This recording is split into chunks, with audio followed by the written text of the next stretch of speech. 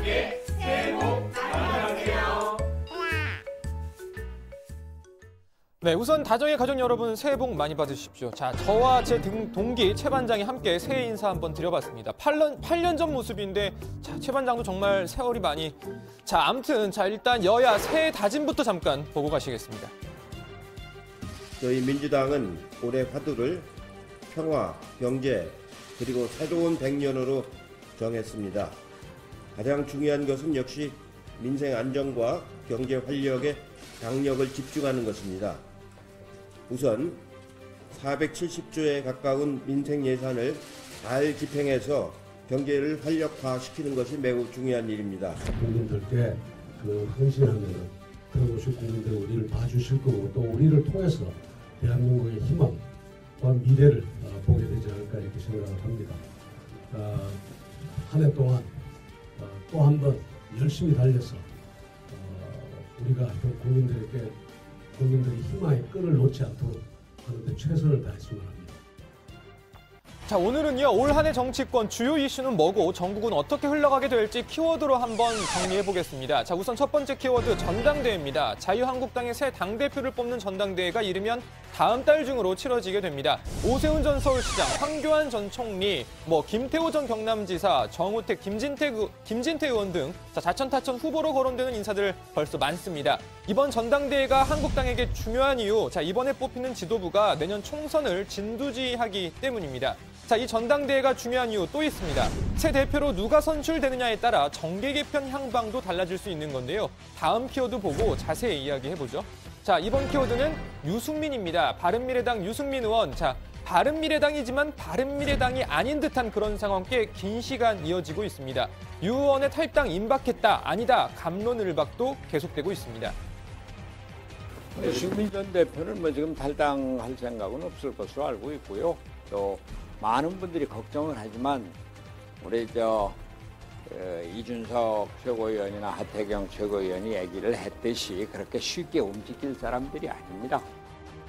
자, 일단 유 의원, 바른미래당과의 정체성이 맞지 않아 괴롭다는 입장을 내놓은 바 있죠. 자, 하지만 탈당 여부에 대해서는 일절 언급하지 않고 있습니다. 김병준 위원장이 바른미래당에서 5분 정도의 의원님이 복당을 원하고 있다 이런 말씀을 공개적으로 하셨거든요. 글쎄요, 저는 못 들어봤고, 제가 알기로는 사실이 아닌 걸로 그렇게 알고 있습니다만은 그분이 무슨 근거로 그러셨는지는 잘 모르겠습니다. 자, 유 의원 입장에서는 바른미래당을 탈당하고 한국당으로 돌아가려면 명분이 필요하겠죠. 다음 달 한국당 전당대회에서 누가 당대표로 선출이 되느냐가 그래서 중요합니다. 보수 혁신, 개혁 이미지가 강한 인사가 혹시 당대표로 선출이 된다면 유 의원 입장에서도 합류 가능성 좀 더 유연하게 검토해볼 수 있을 겁니다. 자, 유승민 의원의 탈당 그리고 복당 여부 왜 중요한지는 또 다음 키워드에서 좀 더 알아보겠습니다. 이번 키워드 정계 개편입니다. 말 그대로입니다. 유승민 의원이 탈당을 하게 되면 정계 개편 좀 더 가속화될 것이라는 전망이 많습니다. 유 의원의 탈당으로 이 바른미래당이 다시 구국민의당, 구바른정당 출신으로 갈라져서 바른정당 출신들은 한국당으로, 국민의당 출신들은 민주당 또는 제3지대로 갈 수 있다는 예측입니다. 자, 이 예측대로 된다면 이 여파가 민주평화당에까지 미칠 가능성도 있습니다. 박지원 의원은 지난해부터 꾸준히 바른미래당발 정계 개편 가능성을 언급한 바 있죠. 바른미래당은 한 지붕 두 가족이거든요.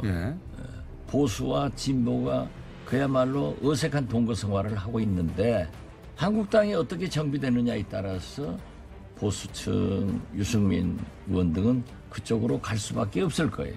이제 총선을 앞두고는 상당히 양당제 구도로 갈 확률이 높다. 물론 정의당은 빼고. 자, 다음 키워드 재보선입니다. 2016년 총선, 2017년 대선, 그리고 2018년 지방선거까지 어쩌다 보니 3년 연속 큰 선거가 이어졌습니다. 다음 큰 선거, 올해는 건너뛰고 내년 총선으로 이어집니다. 올해 선거가 아예 없는 건 아닙니다. 총선 앞두고 민심 향배 알아볼 수 있는 재보궐선거가 4월에 있습니다. 현재까지 확정된 지역은 경남 통영 고성, 경남 창원 성산 두 곳입니다. 상황에 따라서는 두세 곳 정도 더 늘어날 가능성도 있습니다. 재보선 결과에 따라 각 당 내년 총선 전략 구체화할 것으로 보입니다. 이런 가운데 정의당은 오늘 시무식에서 고 노회찬 의원의 지역구였던 창원 성산에서의 필승을 다짐했습니다. 거의 뭐 우리가 모든 것을 쏟아부어서 그 승리를 가져와야 할 것이라고 저는 굳게 믿고 있습니다. 창원성선 승리를 정말 우리 당직자들이 똘똘 뭉쳐서 함께 헤쳐나갔으면 합니다. 네, 그리고 다음 키워드 정개특위입니다. 국회 비상설특위인 정치개혁특별위원회 지난번 본회의에서 올해 6월까지 활동기한이 연장됐습니다. 연동형 비례대표제를 포함한 선거제도 개편 관련 논의 계속 진행되고 있죠. 자, 선거제도 개편 주장하면서 지난해 말 단식까지 했던 야3당 새해 첫날 회의에서도 모두 약속이나 한 듯 선거제 개편을 강조했습니다. 자, 이 선거제도 개편 이야기는 들어가서 좀 더 해보고요. 자, 마지막 키워드입니다. 청와대입니다. 청와대 참모진과 내각조직 개편설이 언론을 통해서 솔솔 나오고 있습니다. 아예 뭐 설 연휴 전후로 날짜까지 딱 박은 보도도 나오고 있죠. 사실 이 시기상의 문제일 뿐 내각과 참모진 상당수는 내년 총선 출마 여부에 따라서 올해 안에 잔류 여부 등 거취를 정해야 하는 상황입니다.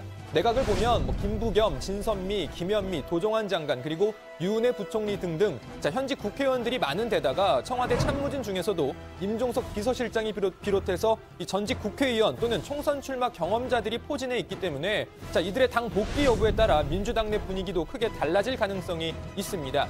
당장 올 5월에 있을 원내대표 선거에도 영향이 있을 수 있겠죠.